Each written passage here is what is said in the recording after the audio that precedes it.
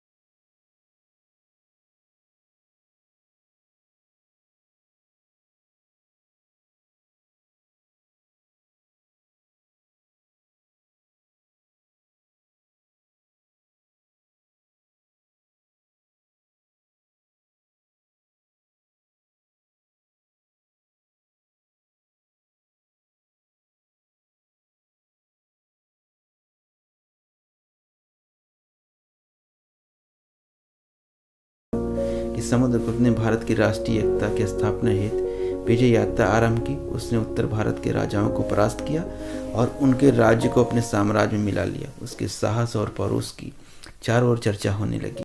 अपनी सेनाओं का संचालन वह स्वयं करता था और एक सैनिक की भांति युद्ध में भाग लेता था।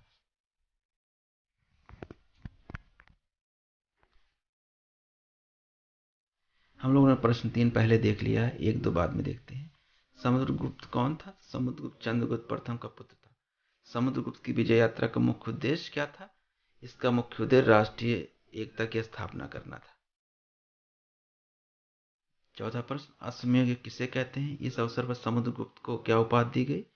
तो ये अश्वमेध यज्ञ कहते हैं जब कोई राजा पूरी तरह से जीत जाता तो और एक घोड़ा छोड़ता है और सेना उसके पीछे चलती है और राजा जब घोड़ा वापस आता है तो उसमें अश्वमेध यज्ञ संपन्न माना जाता है। समुद्रगुप्त की शासन व्यवस्था का संक्षेप में वर्णन कीजिए। तो संक्षेप में वर्णन यहाँ पे पूरी तरह से उल्लेखित है। आप इसको देख करके समझ करके पढ़ लीजिएगा और कॉपी में लिख लीजिए। नेक्स्ट, समुद्रगुप्त के शासन काल में स्वर्ण क्यों कहा जाता है? क्योंकि सद्व्यवहार, न्याय, समता, लोक कल्याण पर उस समय अधिक ध्यान दिया जाता था। नहर सड़क का पूरी तरह से जाल बिछा था और पूरा भारत धन धान्य से संपन्न था। वीडियो देखने के लिए आप लोगों को बहुत बहुत धन्यवाद।